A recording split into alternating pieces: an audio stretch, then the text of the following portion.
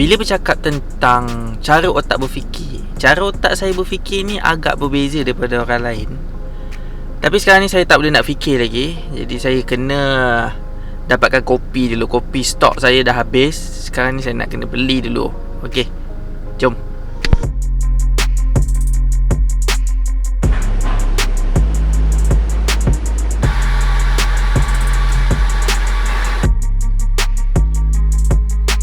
Saya biasa beli kopi yang botol ni. Yang botol ni dia jadi murah sikit sebab paling-paling pun seminggu lah. Saya tak minum banyak sangat. Saya minum sehari 1 gelas je.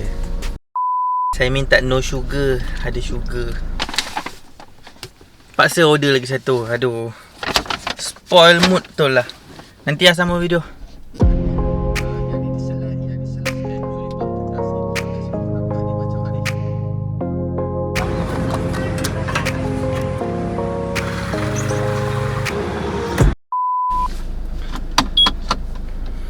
Okay, back to the topic. Tadi, saya kalau orang kacau saya punya pagi kan, sakit betul hati. Saya memang pagi-pagi tu waktu macam meditation lah. Kita nak meditate, kita nak make everything right, everything must be perfect. Kalau tak, dia akan rasa macam nak marah. Tapi saya dah minum kopi jadi okey sikit. Sebab saya punya otak ni, cara dia berfikir dia lebih, otak saya ni bersepah tau. Bersepah maksud saya tu, Dia macam tak boleh nak susun semua benda tu dengan tersusun. Faham tak?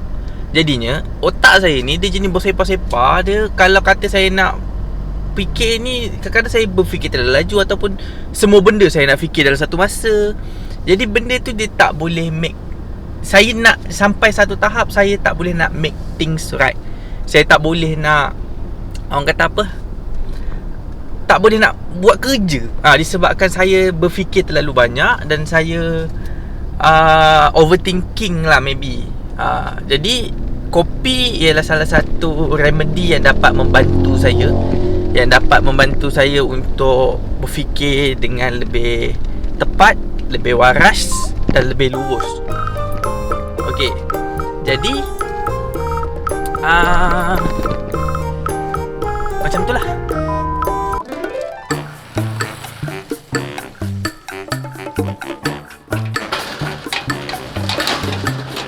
Assalamualaikum. Terus sakit lagi. Ini saya sudah jumpa. Okey. Hari tu saya tinggal rumah.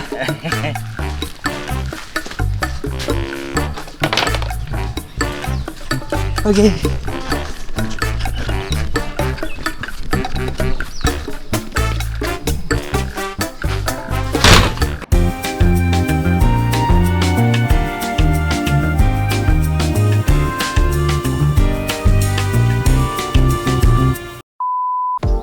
Berbalik pada topik kita tadi tu, macam mana otak ni berfikir. Okey, macam otak saya, dia memerlukan 4 perkara. Yang ni apa yang saya belajar lah. Saya belajar daripada TikTok ada, daripada podcast pun ada. Dia kata otak saya ni, dia berfungsi dengan 4 pillars ataupun 4 tunjang dia, iaitu NICU. Hari tu Jalil sakit perut. Hari ni saya sakit perut. Ya kan? Sikit saja. Itulah, sudah okey. Kalau banyak ada ubat. Tak apa.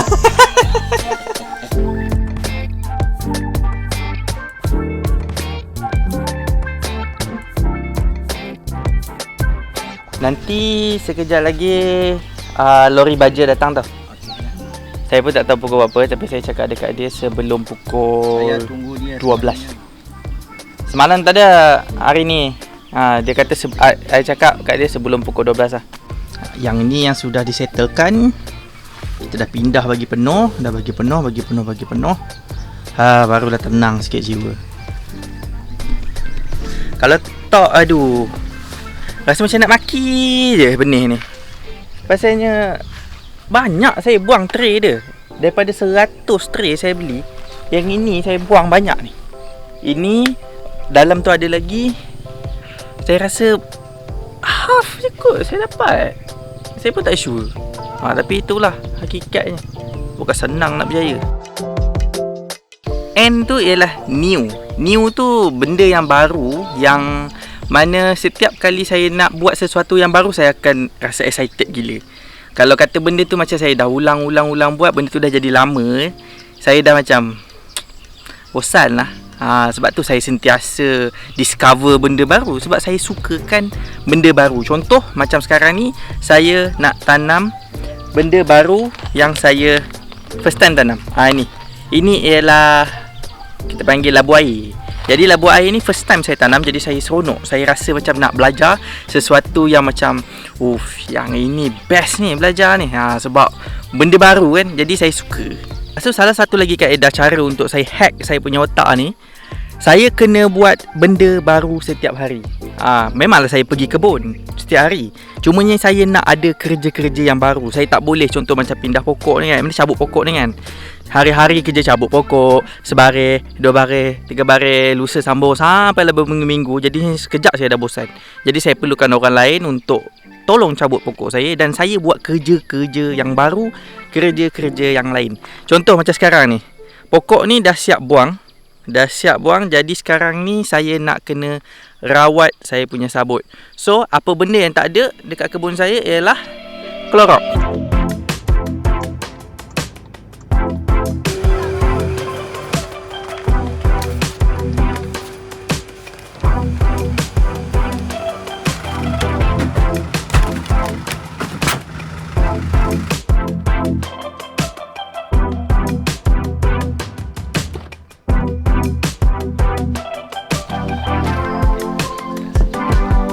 Tadi saya order ada gula. Saya tak suka gula. Yalah, ini okey. Dapatkan jala okey lah, masuk dalam peti lah, sejuk sikit minum. Lepas tu saya nak tanya korang satu perkara. Dalam banyak-banyak hari dalam satu minggu, hari apa yang paling korang suka? Adakah hari Minggu ataupun hujung minggu? Kalau korang suka Jumaat, Sabtu, Ahad, yang ini maksudnya korang ni seorang pekerja ataupun korang jenis mindset seorang pekerja. Tapi kalau macam saya paling tak suka hujung minggu, public holiday ataupun hari-hari cuti. Sebab kedai banyak tutup. Jadi dia merencatkan saya punya operasi kerja saya dekat sini. Jadi hari yang paling saya suka ialah hari Isnin dengan hari Rabu. Hari ni yang paling produktif bagi saya, sebab hari Isnin kedai dah mula buka balik. Kalau kata cuti, saya tak suka sangat sebab kedai banyak tutup. Jadi saya nak beli barang susah, saya nak buat itu ini susah. Kebiasaannya orang yang macam gini ialah seseorang yang sukakan sesuatu yang baru. Contoh macam saya, every Monday is every new week ataupun tahun baru. Kalau kata tahun baru, saya suka tahun baru sebab it's a fresh start, it's a new start. Jadi keyword yang saya cakap tadi ialah new. Kalau ikutkan saya tengah tunggu orang tadi tu, saya tengah tunggu baja saya sampai. Sebab saya order baja, dia kata dia nak datang lebih kurang dalam pagi lah. Saya dah tunggu lama jadi tak sampai-sampai. Jadi saya malas sebab yelah sepagi saya habis menunggu orang je. Jadi saya sebenarnya very particular lah dengan masa. Kalau kata timing tu lah kena sampai. Sebab sehari saya ada 24 jam je. Masa untuk saya bekerja mungkinlah lebih kurang dalam 8 jam atau 6 jam je sehari kan. Tapi kalau sejam ke 3 jam saya dah habis buang masa tunggu orang, saya tak dapat balik masa tu. Jadi saya terpaksa gerak. Nanti staff saya lah seorang turunkan baja tu. Nanti dia akan call bila dia sampai. Jadi saya kena gerak untuk buat kerja lain pula.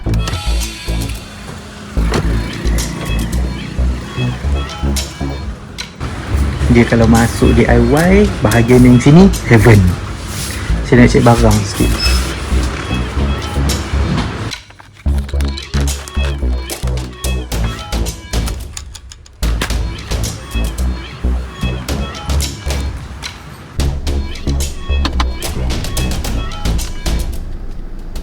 Mr. DIY ni saya tak boleh masuk, bahaya. Mr. DIY simpan pulai ni paling best lah setakat ni saya masuk. Sebab barang dia banyak. Dia tempat lain bukan tak banyak, tapi tempat lain dia banyak barang-barang yang lain. Tapi dekat sini dia banyak barang-barang yang saya suka. Saya suka bahagian-bahagian tools tu. Bahagian-bahagian tools, bahagian benda menarik-narik yang saya suka lah, macam-macam lah.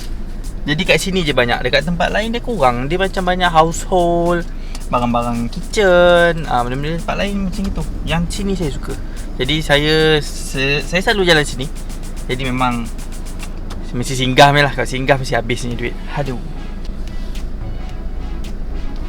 Hadi, morning sorry Rory ada problem sikit, jadi ada nak petang sikit 12 tak boleh sampai mau lepas pukul 1 boleh tak? Boleh tak ada masalah. Tapi you datang lepas pukul 2 lah, ataupun pukul 2 you sampai sana. Sebab I punya staff dia rehat pukul 12 sampai pukul 2. Okay. Boleh. Saya sampai pukul 2 atau lepas pukul 2 lah. Okay, sir. Thank you. Sorry ya. Baru dapat mesej. Nak kena bagi tahu staff saya.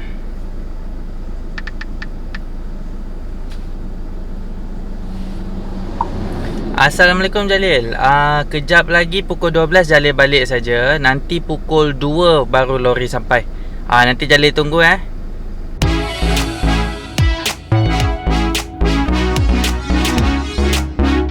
Jalan jam pula. Sekarang ni kita continue kepada point yang nombor 2. Point nombor 2 ialah interesting. Saya punya otak ni, kalau benda tu very interesting, benda tu seronok untuk dilakukan, ataupun dia senang kata interesting lah. Bila dia interesting, saya rasa macam tak payah suruh. Dia macam gitu lah. Contoh macam orang rumah saya minta tolong jemur kain, tak seronok buat.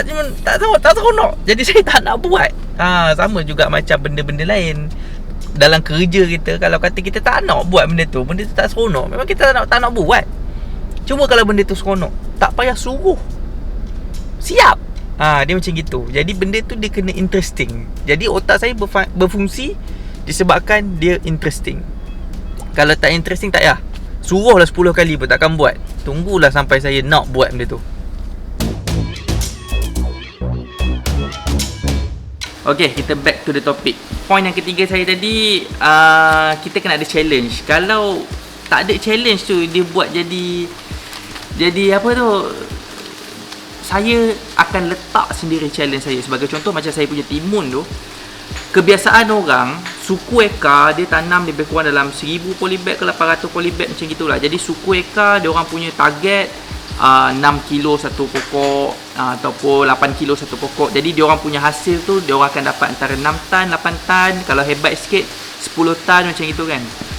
Jadi saya terus letak suku eka, saya letak terus 20 tan. Tapi 20 tan ni bukan saya berangan-angan. Yang ini ibarat macam satu impossible dreams. Bila kita ada satu impossible dreams, apa yang saya buat ialah saya letak satu beban yang besar dekat otak saya ni, supaya saya keep, orang kata apa, driving forward.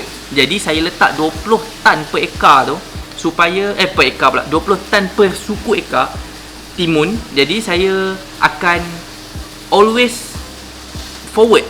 Saya tak pandang dah yang kecil-kecil ataupun yang normal ni. Jadi untuk yang nak tahu update saya punya timun sebelum ni saya tanam, saya dapat lebih kurang dalam 9.6 tan yang terjual. Tapi kalau in total saya dapat lebih kurang dalam 10 tan. Yang ni bukti saya ada, saya letak bukti. Tapi ada a few receipt lagi yang belum dibayar. Yang ini kita ada yang bulan, yang 5 hari bulan. 5 hari bulan ni kita ada 11 bakul. 6 hari bulan kita ada 5 bakul. Okey, 5 bakul. Yang 7 hari bulan kita ada 5 bakul. Lepas tu saya potong lah pokok pasal nak masuk raya Cina. Basically saya punya pokok tu usia dia tak sampai 30 hari. Dalam 25 hari ke 24 hari saya tak ingat. Kutik, bukan umur, sepanjang umur dia tak. Kutik tu hanya dalam 25 hari macam itu saya dah boleh dapat 10 tan. Harga teruk. Jadi saya terpaksa cancel awal lah saya punya pokok ni. Baik tu. Okay, yang ini kita nak timbang. Kalau ikut total yang ini sudah ada 15. Kalau total semua 95, tapi sudah siap 15. Yang ini kita timbang lagi 80. 80 A, 80 B. Serupai ini. 80A, 80B pakai plastik inilah. Okey. Cumanya yang ini kalau boleh saya nak 40 dulu. Minggu depan saya mau.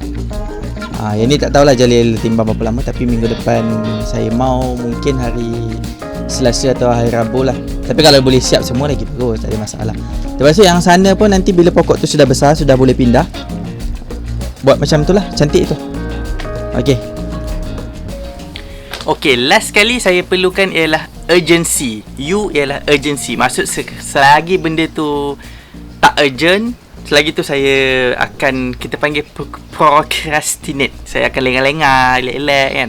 Tapi kalau benda tu last minute, barulah saya akan menggelabah nak buat. Contoh macam baja dekat belakang ni, nak kena settlekan cepat. Kesimpulan dia, otak saya ni, kalau saya nak berfikir dengan waras untuk saya produktif, saya kena create the NICU tu dengan cara saya sendiri. Contoh kalau saya nak buat sesuatu, macam saya nak tanam pokok, saya akan berdialog dengan diri saya. Contohnya saya akan cakap, okey, musim depan kita tanam timun. Saya akan cakap, alamak, timun bosan lah, macam tak best je. okey, kalau macam gitu kita tanam timun, tapi kita buat method pruning yang lain. Kita cuba tukar cara pruning kita. Okey, fine. Menarik. Jadi bila kita tukar cara pruning, kita akan dapat potensial yang bagus. Jadi benda tu menarik, it is new and interesting. Lepas tu apa benda lagi yang macam dia macam rasa macam nak buat tapi macam tak best lah. Okey, orang lain buat satu suku ekar lebih kurang dalam 7 tan, 6 tan, 7 tan. Okey, buat 20 tan.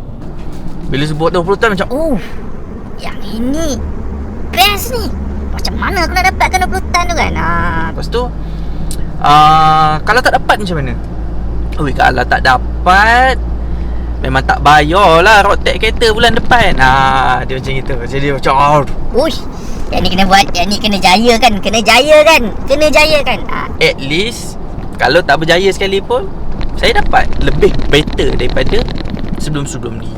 Macam itu lah cara saya berfikir. Boleh faham The best thing happen sebenarnya bila kita ada pemikiran yang jenis macam gini, kita akan cuba cari 1001 cara. Jadinya bila saya nak capai impian yang kita panggil impossible dreams ni, apa yang saya buat, saya akan study hard, saya akan do the things yang orang lain tak buat. Saya akan baca e-book, saya akan buat eksperimen itu, saya akan buat eksperimen ni. Dia sebab benda ni saya fikir sebagai satu benda yang I cannot afford the lose. Saya tak nak kalah. Kalau kata saya kalah sekalipun, saya kalah dalam perjuangan, bukan saya kalah sebelum saya berjuang.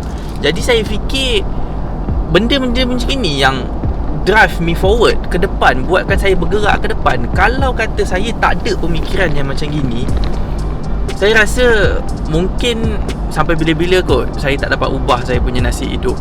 Macam gitulah. Dia ada dua jenis orang.